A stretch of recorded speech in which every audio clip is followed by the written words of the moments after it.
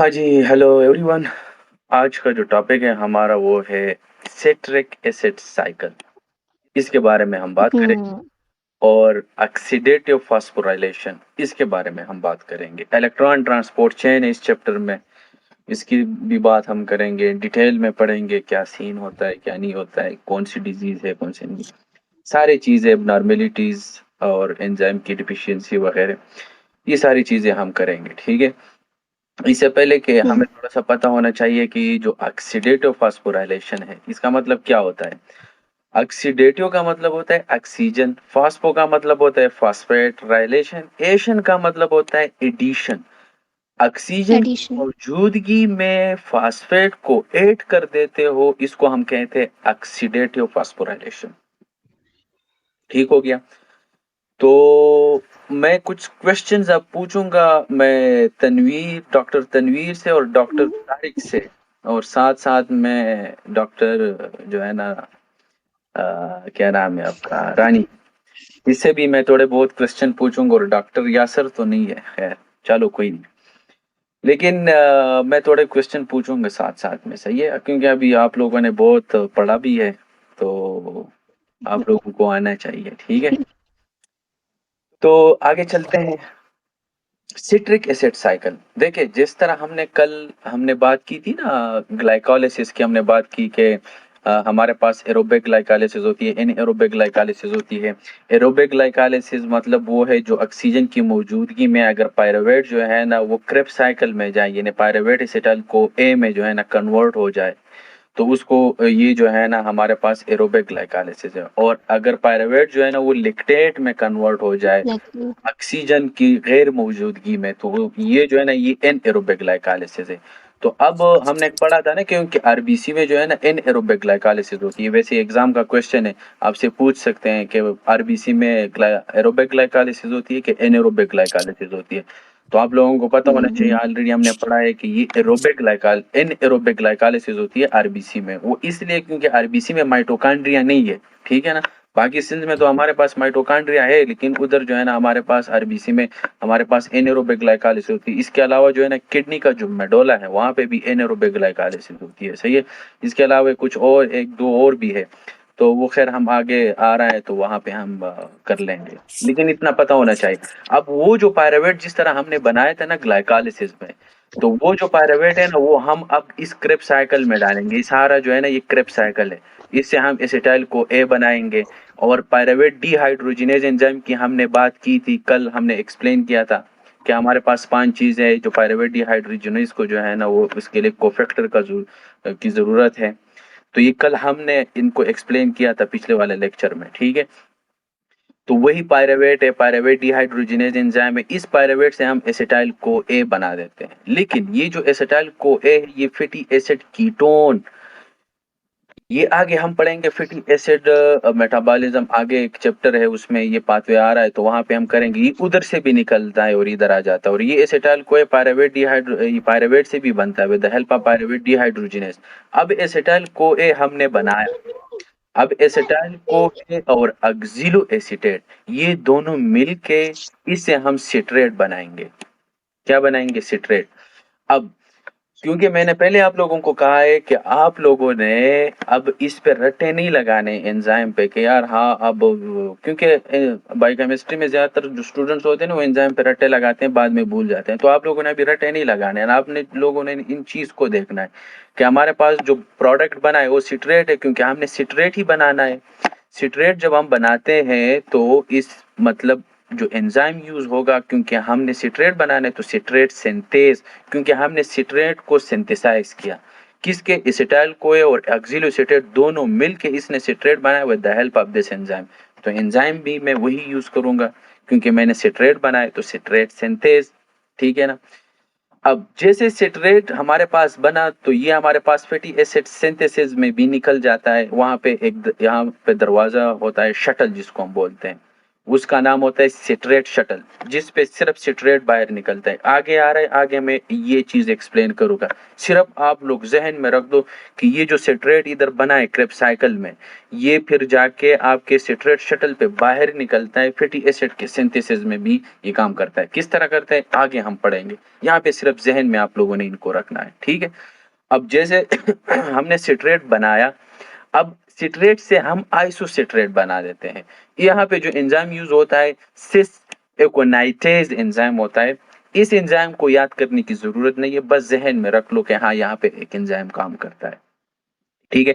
अब आइसोसिट्रेट बना, अब मैं इस आइसोसिट्रेट से एक हाइड्रोजन निकालूंगा, वो हाइड्रोजन मैं इस NAD को दे दूंगा और इस NAD से मैं NADH बनाऊंगा, ठीक है।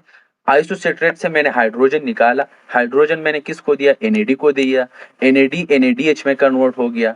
अब जो पीछे जो चीज रहती है, क्योंकि आइसोसिट्रेट से मैंने एक हाइड्रोजन निकाल दिया, अब पीछे जो चीज रहती है उसको मैं अल्फा कीटोग्लूटारेट कहता हूँ, ठीक है। अब यहाँ पे जो एंजाइम यूज होगा वो किस तरह होगा, देखे, क्योंकि मैंने इस आइसोसिट्रेट से हाइड्रोजन को रिमूव किया है, इरेज किया है, तो वही एंजाइम आइसोसिट्रेट डीहाइड्रोजिनेस, क्योंकि मैंने एक हाइड्रोजन को इरेज किया, रिमूव किया और किसको दिया, NAD को, NADH में कन्वर्ट हो गया। क्रेब्स साइकिल में हम सारे NAD NADH बना रहे थे, ये देखें NADH FADH हमने एक बनाया, NADH बनाया, ठीक है ना। तो कुल मिला के हम स्क्रेप साइकिल में NADH बना देते हैं, और NADH जो है ना ये हमारे पास 3 ATP के बराबर होते हैं, ठीक है। FADH जो होता है ना वो हमारे पास 2 ATP के बराबर होते हैं। कुछ बुक्स ये लिखते हैं, जिस तरह ये केप्लान सीरीज वाले ये कहते हैं कि 3 ATP के होते हैं, लेकिन अगर आप ये फर्स्ट एड जो एक बुक होता है यूएसए मिली के लोग उससे तैयारी करते हैं, उसमें लोगों ने कहा कि जो NADH है ना वो हमारे पास 2.5 ATP का होता है, और ये जो है ना FADH2 जो है ना ये हमारे पास 1.5, कुछ इस तरह। तो डिफरेंट लोगों की डिफरेंट राय, बस आप लोगों को पता होना चाहिए कि एक NAD, बस ये ज़हन में रखो कि एक NADH से हम 3 ATP बना देते, FADH2 से हम 2 ATP बना देते हैं, ठीक है। अब देखे तो हमारे पास अल्फा कीटोग्लूटारेट तो बना हमारे पास, लेकिन ये अल्फा कीटोग्लूटारेट से मैं दोबारा एक हाइड्रोजन निकालूंगा, वो हाइड्रोजन मैं इस NAD को दे दूंगा और ये NAD जो है ना ये NADH में कन्वर्ट हो जाएगा, क्योंकि मैंने अब अल्फा कीटोग्लूटारेट से मैंने एंजाइम निकाल दिया है। तो यहाँ पे जो एंजाइम यूज होगा वो मैं इसको मैं यही नाम दूंगा अल्फा कीटोग्लूटारेट डीहाइड्रोजिनेस, क्योंकि मैंने इस अल्फा कीटोग्लूटारेट से मैंने हाइड्रोजन निकाला, जिस तरह यहाँ पे मैंने आइसोसिट्रेट से हाइड्रोजन निकाला था, तो मैंने एंजाइम का नाम भी वही रखा था। यहाँ पे भी मैंने इस एंजाइम का भी यही नाम रखूंगा, क्योंकि मैंने अल्फा कीटोग्लूटारेट से हाइड्रोजन निकालना है, ठीक है। अब अल्फा कीटोग्लूटारेट से मैंने हाइड्रोजन निकाल दिया, अब एंजाइम जो मैंने यूज किया वो अल्फा कीटोग्लूटारेट डीहाइड्रोजनेस, क्योंकि मैंने एक हाइड्रोजन को रिमूव किया, पीछे जो चीज रहती है उसको मैं कहता हूँ सक्सिनाइल को ए, ठीक है, सक्सिनाइल को ए बना। अब इस सक्सिनाइल को ए के बारे में आप लोगों ने बात याद रखनी है, ये आप लोग नोट कर सकते हैं, नोट कर लें, क्योंकि ये जो सक्सिनाइल है ना ये एक क्रेब्स साइकिल का जो है ना जिसको कहते हैं हाई एनर्जी इंटरमीडिएट्स, इंटरमीडिएट्स ये चीजें हैं, ये citrate isocitrate alpha ketoglutarate succinyl को ए सक्सिनेट फ्यूमरेट मिलेट ऑक्सिलोसिट्रेट, ये क्रेब्स साइकिल की जो है ना इंटरमीडिएट्स है, ठीक है ना। तो जब मैं नेक्स्ट बार कहूंगा कि इंटरमीडिएट्स, तो इसका मतलब होता है ना कि ये इंटरमीडिएट इसमें कन्वर्ट होता है, ये सारे इंटरमीडिएट्स है, ये इसमें कन्वर्ट हो गया, इसमें कन्वर्ट हो गया, इसमें कन्वर्ट हो गया। तो ये जो क्रिप्स साइकिल का जो सक्सिनाइल को ए इंटरमीडिएट है ना ये हाई एनर्जी इंटरमीडिएट मॉलिक्यूल है, आप लोगों को ये पता होना चाहिए क्योंकि ये हाई एनर्जी चीज है। और दूसरी बात अहम ये है कि सक्सिनाइल को ए हीम सिंथेसिस में बाहर निकलता है, जब आगे हम हीम सिंथेसिस करेंगे वहां पे मैं आप लोगों को बताऊंगा कि ये हीम सिंथेसिस में ये सक्सिनाइल को ए कहाँ से आया है, तो फिर आप लोगों ने हमें बताना है कि ये जो है ना ये सक्सिनाइल को ए हमने क्रिप्स साइकिल में पढ़ा था, ये उधर से आया हुआ है, ठीक है। तो ये बहुत अहम चीज है, हाई एनर्जी मॉलिक्यूल भी है, इसको हम हाई एनर्जी इंटरमीडिएट्स भी कहते हैं क्रेब्स साइकिल का, ठीक है ना। इसके बारे में मैं लास्ट में बात करूंगा, क्योंकि ये जो है ना हमारे पास क्या है, रेट लिमिटिंग एंजाइम है, ठीक है ना, क्रेब्स साइकिल का। जिस तरह ग्लाइकोलाइसिस में हमने रेट लिमिटिंग एंजाइम के बारे में बात की थी, इसी तरीके से यहाँ पे हमारे पास भी रेट लिमिटिंग एंजाइम है इसका। अब जैसे सक्सिनाइल को ए बना हमारे पास, सक्सिनाइल को ए से मैं सक्सिनेट बना देता हूँ, क्योंकि मैंने सक्सिनेट बनाना है तो यहाँ पे जो एंजाइम मैं यूज करूंगा वो है सक्सिनाइल को ए सिंथेटेज या सिंथेज, इसको मैं ये भी कह सकता हूँ क्योंकि सक्सिनेट मैंने बनाया है। ठीक है, अब यहाँ पे जो है ना जीडीपी जो है ना वो प्लस पायरो फास्फेट जो है ना वो जीटीपी में कन्वर्ट हो गया, क्योंकि हाई एनर्जी इंटरमीडिएट से यहाँ पे हाई एनर्जी बनती है। ठीक है, सक्सिनेट बना, सक्सिनेट से मैं फ्यूमरेट बना देता हूँ, लेकिन सक्सिनेट से मैं एक हाइड्रोजन को निकालूंगा, वो मैं इस FAD को दे दूंगा और ये FAD जो है ना वो FADH2 में कन्वर्ट हो जाएगा। जैसे FADH2 में ये कन्वर्ट हो गया, जो पीछे जो चीज सक्सिनेट जो चीज रहती है वो है फ्यूमरेट। ठीक है, अब यहाँ पे जो मैं एंजाइम यूज करूंगा मैं इस चीज को देखूंगा ना, क्योंकि मैंने इससे हाइड्रोजन निकाला तो सक्सिनेट डीहाइड्रोजिनेज, और इसको मैं कॉम्प्लेक्स 2 भी कहता हूँ। ये कॉम्प्लेक्स 2 आगे अभी जो नेक्स्ट चैप्टर है वो इलेक्ट्रॉन ट्रांसपोर्ट चेन है, वहां पे मैं ये कॉम्प्लेक्स 2 जो है ना वहां पे मैं दोबारा बताऊंगा अभी। ठीक है, क्योंकि ये जो FADH2 है ना ये अपना इलेक्ट्रॉन इलेक्ट्रॉन ट्रांसपोर्ट चेन में डाल देता है, किस तरह डाल देते हैं आगे हम पढ़ेंगे। ठीक है, तो ये आप लोगों को पता होना चाहिए कि ये जो सक्सिनेट है ना, सक्सिनेट से हमने फ्यूमरेट बनाया with the help of this enzyme succinate dehydrogen, और इसको हम कॉम्प्लेक्स 2 कहते हैं। ठीक है, अब ये जो फ्यूमरेट है ना ये हमारे पास यूरिया साइकिल से भी आता है, यूरिया साइकिल हम पढ़ेंगे आगे आ रहा है। ठीक है ना, वहां पे मैं एक्सप्लेन करूंगा तो वहां पे आप लोगों को पता लगेगा। जो ये फ्यूमरेट है ना ये यूरिया साइकिल से भी आता है। ठीक है ना, तो वहां पे हम यूरिया साइकिल पढ़ेंगे तो वहां पे हम ये फ्यूमरेट दोबारा करेंगे, तो वहां आप लोगों को यहाँ से ये पता होना चाहिए। ठीक है, फिर ये फ्यूमरेट से मैं मिलेट बना लेता हूँ, और ये जो एंजाइम यूज हो रहा है उसको मैं कहता हूँ फ्यूमरेज।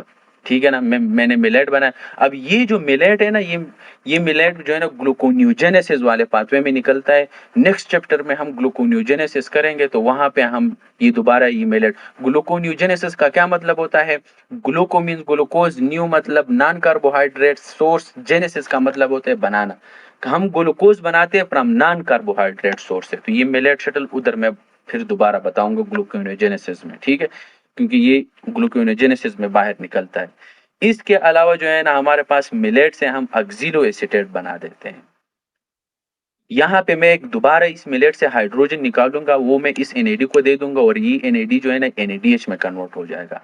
अब मिलेट से मैंने हाइड्रोजन निकाला तो एंजाइम का नाम भी मैं वही दूंगा, क्योंकि मैंने मिलेट से हाइड्रोजन निकाला तो मिलेट डिहाइड्रोजिनेज, क्योंकि मैंने एक हाइड्रोजन रिमूव किया किससे, मिलेट से। एंजाइम का नाम भी मैंने वही दिया, जिस तरह यहाँ पे मैंने दिया था यहाँ पे दिया था वही एंजाइम। ठीक है, अब मिलेट डिहाइड्रोजिनेज एंजाइम यूज हो गया, मिलेट से मैंने ऑक्सिलोएसीटेट बनाया। अब ऑक्सिलोएसीटेट और ये एसिटाइल को ये दोनों मिलके फिर दोबारा सिट्रेट बनाएंगे, सिट्रेट सिंथेज एंजाइम यूज होगा। ये साइकिल इसी तरीके से चलता रहेगा चलता रहेगा चलता रहेगा। सवाल ये पैदा होता है कि हमारे पास जो क्रेब्स साइकिल है ये हमारे पास वेल फिट स्टेट में चलता है या मतलब जो है ना पोस्ट ऑब्जर्व स्टेट में हो, या दोनों में चलता है। तो तारिक ऑनलाइन है कि नहीं है, डॉक्टर तारिक हमें बताएं कि ये जो क्रेब्स साइकिल है ये हमारे पास वेल फेड स्टेट में चलता है या जो है ना हमारे पास पोस्ट ऑब्जर्वेटिव स्टेट में चलता है या दोनों में चलता है। Can you hear me doctor Tariq?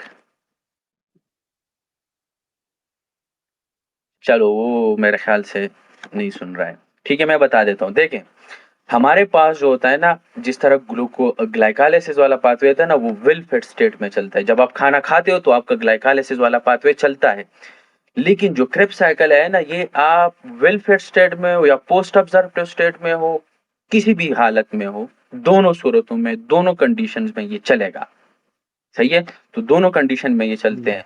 इसके अलावा ग्लाइकालिसिस वाला जो पाथवे था ना वो हार्मोन रेगुलेटरी था, मतलब हार्मोन आके इनको स्टिमुलेट करता था। इनको कोई हार्मोन आके कोई हार्मोन इनको स्टिमुलेट नहीं करती। बहुत अहम पॉइंट्स है, इनको आप लोगों ने नोट करना है। ठीक है, जो क्रेब साइकिल है इसको कोई हार्मोन आके कोई हार्मोन इनको स्टिमुलेट नहीं करता है, जबकि ग्लाइकालिसिस जो है ना उनको हार्मोन स्टिमुलेट करता है, क्योंकि हम वेल फेड स्टेट में होते हैं उस टाइम इंसुलिन होता है, इंसुलिन आके हमारे पास वो जो फास्फोप्रोटोकाइनेज 2 एंजाइम था वो फास्फोप्रोटोकाइनेज 2 में कन्वर्ट कर देता, वो आके हमारे पास फास्फोप्रोटोकाइनेज 1 को स्टिमुलेट कर, तो वहां पे इंसुलिन आके इनको स्टिमुलेट करता था। यहाँ पे कोई इंसुलिन कोई हार्मोन का कोई काम नहीं है, और ये वेल फेड और पोस्ट ऑब्जर्व स्टेट आप स्टार्विंग में हो, आपने खाना खाया है, आप वेल फेड हो, जो भी हो, दोनों कंडीशन में ये साइकिल चलता रहेगा। बहुत अहम पॉइंट्स है, इनको आप लोगों ने जहन में रखने हैं, ठीक है। दूसरी बात ये है कि मैं इस एंजाइम की तरफ आ जाता हूँ कि यहाँ पे जिस तरह हमने NAD से NADH बनाया with the help of isocitrate dehydrogenase, यहाँ पे हमारे पास एक CO2 जो है ना वो प्रोड्यूस हो गया, और यहाँ पे हमारे पास भी CO2 प्रोड्यूस हुआ है, ठीक है।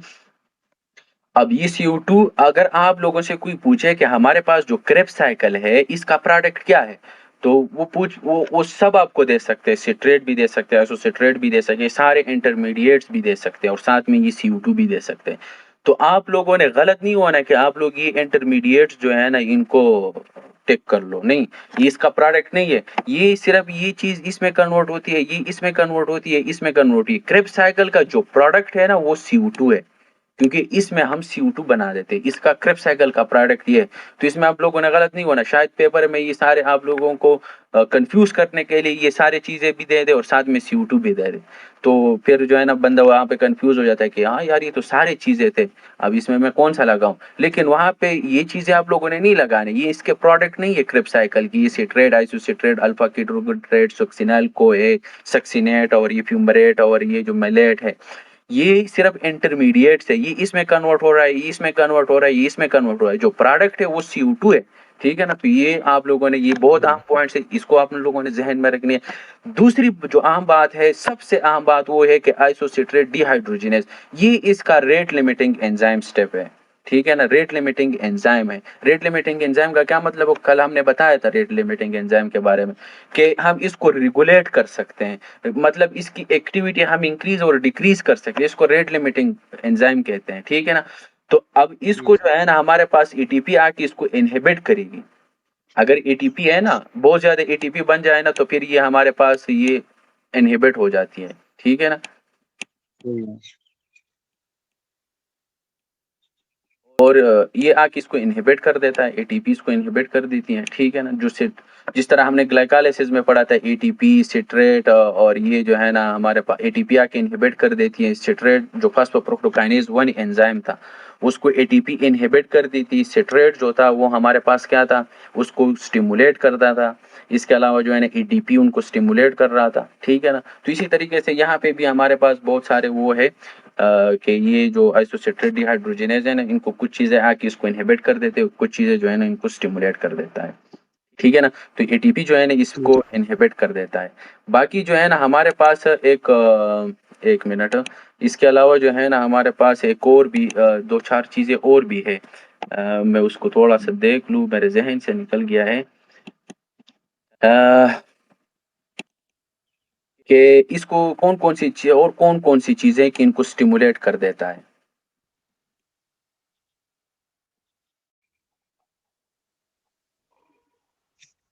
आप लोगों के पास कोई बुक है? जी सर। बुक तो नहीं होंगे आप लोगों के साथ, चलो कोई नहीं, मैं ही देख लेता हूँ। लेकिन यार मेरे जहन से निकल गया कौन कौन सी चीज इनको स्टिमुलेट करता है और कौन सी चीज इनको इनहिबिट करता है। ATP इसको इनहिबिट करता है, ठीक है। हम्म। हम्म।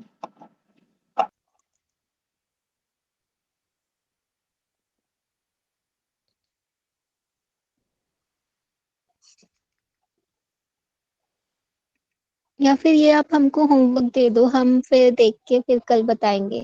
हाँ, ये फिर आप लोगों का जो है ना होमवर्क है, तो ये आप लोग देख के हमें बताएंगे कल, सही है। आप लोग देखो फिर मुझे हाँ। बता दो, सही है, समझ आ गया। तो ये इसमें तकरीबन 4-5 चीजें हैं कि वो इसको स्टिमुलेट करते हैं। और अब ये जो था ना हमारे पास क्रेब्स साइकिल था, ठीक है। क्रेब्स साइकिल के बारे में हमने बात की कि ये चीजें आप लोगों को जो इसमें अहम पॉइंट्स है वो आप लोगों ने याद रखने हैं। रेट लिमिटिंग एंजाइम कौन सा है वगैरह वगैरह, ये सारी चीज आप लोगों ने याद रखना है, ठीक हो गया।